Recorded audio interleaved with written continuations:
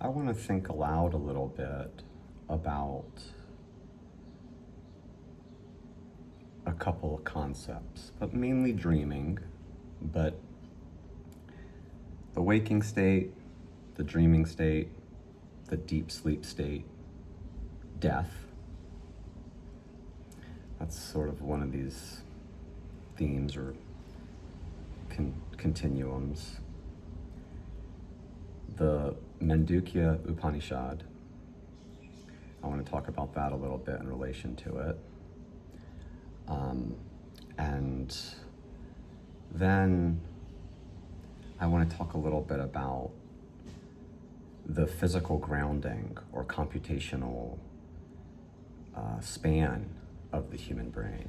Like what should or should not be possible given our current understanding of the brain and its architecture and potentially how it works to solve the problems that it does to interact in this environment in an intelligent way. So those three ideas maybe seem not very closely related, so I'll try and collapse them a little bit. So I'll start with the Mandukya Upanishad, which is the shortest Upanishad, and many people believe it's kind of the most potent because of that really all that you need to find the truth is contained within those words. And it's just a couple pages, right? It's just a few hundred words, but they point to something very deep, and they make an analogy between Om, the sound, the chant, the mantra, if you will, and the decomposition of it into its components, maybe phonemes. I'm not a linguist, but the ah, the and the and then the silence between them. And they encourage you to draw a comparison where the ah is the waking state, the is the dreaming state, and the is the deep sea state. And then the silence is the state which is actually all of them. They call it a fourth state, but it's really not, right? They're clear to say that the silence actually contains all of them. And I think that I've been thinking about that a good bit and trying to understand the relationship between the waking state, the dreaming state, the deep sleep state, and death. Now, I'm interjecting death here because I believe death is the deepest silence. Maybe not fully true, but if we had to categorize the levels, right? In deep sleep, there's still something of you as a separate entity within it. You still are attached, so to speak, to this body. It's looser, right? But if something happens in your environment, it can still get through to you in deep sleep.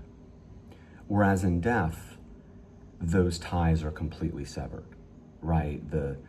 There is no ability to get in because I haven't fully thought through this, but I'm trying to essentially do this now. So let's talk about this a little bit. So what am I kind of getting at? What I'm saying is that in some ways, you appear to be, the illusion is stronger, the illusion of separateness is stronger in the waking state than in the dreaming state, in the dreaming state than in the deep sleep state, and in the deep sleep state, and then in death. And so, what does that mean? Is there any testable hypotheses that may come from this? Well, maybe this is tautological and part of what David Deutsch talked about, a framework that like psychology, where it can just point back to itself. Doesn't, it doesn't, if it can't make falsifiable predictions, right? Like it's not valid. And this maybe is in some danger of that.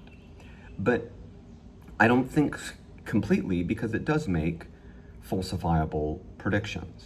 And so one of them would be, is that the reality, this experience of the dream state, what we tend to construct in the dream state and experience as separate individuals in the dream state is closer. So my dream is closer to your dream than my waking state is closer to your waking state, right? That in the dream state, there is more shared humanity, shared experiential truth than in the waking state. That would be the testable hypothesis. So what you would do is, you would look across cultures that haven't really interacted, and you would see, does the dream state seem to point to a more primal state that is shared across all humans more so than is shared across humans in the waking state? And maybe even, is it pointing to more primal shared information, like all of life, like animals when they dream? Are we more similar to animals? The experience of a dream, is that more similar to an animal's dreaming than our waking experience is to an animal's waking experience? Are they starting to collapse, right, into something that is in a more shared state space, essentially? And deep sleep, right, is the experience of deep sleep of, say, my dog, more similar to my experience of deep sleep here than our waking state experiences are, right? Are we coming closer towards a shared experience? And then in death, what I become in death, is that closer to what my dog becomes in death than we are in the waking state, right? Some of these may appear self-evident, right? Well, in death, you're nothing, and her death, she's nothing. So of course, so yeah, good. Just because it appears self-evident doesn't disqualify it as not having value in thinking through these models, because it does help us see what might be going on in this bigger picture in the waking state. Because, okay, so let me give a few examples. When we were trying to develop airplanes to fly, there was people who said that it is physically impossible for heavier than any object that is more dense than air to fly. They stated that as like a physical impossibility. And so they said you would never be able to do this. Now, that can be fairly factually proven wrong, because there are objects in the known physical universe that are in fact denser than air that can fly, like birds, right? So if we can see that something is physically possible, then it expands the potentiality of what we believe we might be able to accomplish. And this is where I want to tie into what we do in our dreams and map that to what does that mean about the potential of our brains in the waking state, and about understanding the neuroscience or the computational structure of what our brain is doing. Part of the reason that I'm making this video is that I realized in my dreams, I'm doing things, I'm experiencing things that superficially seem like should be physically impossible for me to recreate, given what I know about the physical limitations of my brain, its architecture, and how it processes information and generates a consciousness, as best as I can understand it from what we know about the underlying neural correlates that relate to conscious experience. So I'll give a few examples. I've been studying lucid dreaming, and it's something I've been practicing. And reading about other people's lucid dream experiences, and I've been able to have lucid dreams. I'm still not very consistent at it, but it's something I'm working on. But you don't even need to have a lucid dream for this to be true. Just the experience of it, just the experience of a dream is fine. In my dreams, I have seen, reminds me of a Led Zeppelin song, in my thoughts I have seen, in my dreams I've seen birds flying. So, for example, one thing that they ask you to check in a lucid dream is if you can find a book, look at the book, and you'll see there might be text there, it might be nonsense, and then look away and look back at the book, and the text will change, right? You don't have a stable representation of that in memory. It's being rendered or generated creatively on the fly, so it doesn't remain stable, right? And that would be, the thought would be that we don't have the memory to store what is in a book in our brain, right? That's the thought. But I can give some examples that I still don't understand how our brain is able to do it. Where the memory is coming from, right? We have 100 billion neurons, we have a bunch of synapses, but we believe the computational unit is the neuron.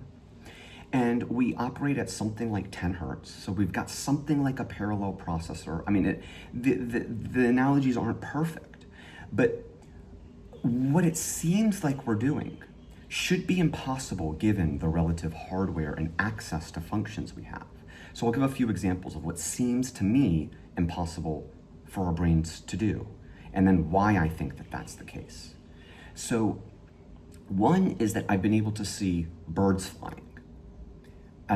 Didn't count exactly how many, but a flock of them, more than a dozen, say 20, 30, 40 birds. They're flying as a swarm. And you know how a swarm of birds just flies perfectly? They somehow know, based on their own internal brains and the senses that they're getting and they're flying, how to relatively move relatively to one another. And, you know, when I watch them in my dream, live in real time, I am able to simulate that.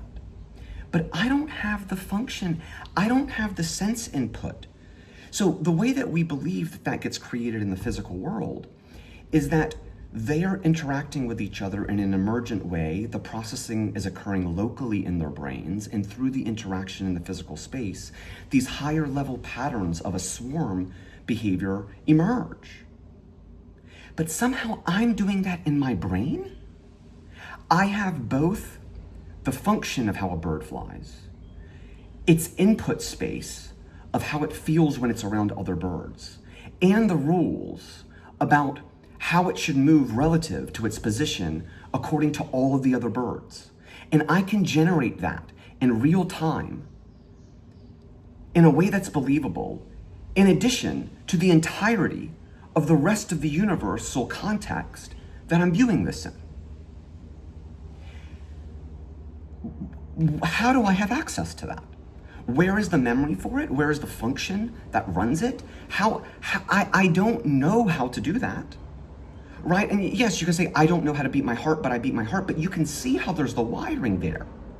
How is there the wiring in my brain to understand how a bird should flap its wings such that it looks realistic, how it's flying and changing its position relative to other birds, right? I'll give another example. I've been to a crowded cafe, and you see human beings, handfuls of them, a dozen of them. I've been to a parade. You are simulating the simultaneous movement of dozens of people through a crowd and their natural interactions, and the buzz and chatter of a crowd, and the popping through of individual words and conversations. And you're doing this in real time in a way that, like, you don't know how to do that from a third-person perspective. You know how to walk, and if you were to look down, you'd see yourself walking, and it would look like a gait that's reasonable because you know how to walk. And if human beings are walking, you'd see their gait, and it would look reasonable. And if they were interacting in a crowd, it would look reasonable because it's in a physical space. Each of them has their own computer to compute, and you're relying on the physics of the universe to offset a large portion of that compute, such that all you have to do is observe, right? That compute is put off, quote unquote, into the cloud, which is other people's systems and the physical universe's rules, and all you have to do is observe. But in your dream, you're generating it in real time. You're generating the minds of dozens of things, at least partially so, such that they can each run a function from a third-person point of view to generate a walk function and an internal function of a conversation. Now, I understand that perceptually, it may not be fully accurate, right? You may be getting things horribly wrong, and your brain, just as it does in a dream, doesn't have the discriminatory power to see just how wrong it is, which would likely be the reason, the way that neuroscience essentially would probably describe this if they wanted to keep their own theories intact. But when you look at what savants can do, right? When you get a savant who can go up in a helicopter and see the city of Rome for 5 minutes and then come down and can redraw the entirety of it down to the number of windows on each building and the relative angles of them to themselves. Clearly, we see that there is some way that our brain can do things that seem to be working under some other function than, and that is, honestly, that is even more explainable to me in the current architecture of neuroscience than what we're doing in a dream. But imagine what that says to us about our waking potential. Try and close your eyes and imagine that you can believe your eyes are open and a complex scene is occurring that you are rendering in real time, that you can interact with, and it'll interact with you in a way that is believable. You can barely draw a stick figure. Hold an image of a person in your head and try and rotate it realistically, such that it looks as if it's real. Now give it a soul and a spark and let it interact with you. You can do this en masse in your dream. How on earth are we doing this? And how do we access that creative potential in the waking state? We can clearly build models and simulate them in an insanely realistically immersive way in real time that we couldn't imagine doing in the waking state. And I don't even see how we have the architecture, the physical hardware to be able to do that. How we have the functions, how we have the space for memory, and still the space to do the compute. I don't see how it's possible in this physical system, the way that it is currently described. I am beginning to believe that the way that the brain is functioning is when you are doing parallel computation, you're doing something that is more like a 2 to the n. So we're doing something like 2 to the 50 billion compute in parallel. That might not be the correct function, but what I'm saying is that I'm beginning to think that what's happening is you're getting this relative representation of 100 billion zeros and ones that can change relative to each other 10 times a second. And that is the level of processing that is occurring at some insanely, what I'm trying to get at is it is probably operating in a way that is very different than how we understand modern von Neumann computer architecture. Because I don't see how it could just be that each neuron is doing 0 or 1s computing like a normal computer is. Yet we still have the efficiency and the ability to map these things Yeah, so I went on a tangent on this. That was the main thing I wanted to discuss. I maybe should have separated them into two videos in terms of the Mandukya Upanishads, the sleeping state, the dreaming state, the deep sleep state, and death, and this. But I feel like what this is also telling us is something about what we are, and our connectedness, and our potential. So that's my thought for this morning. I hope that it's interesting to someone out there. Thank you.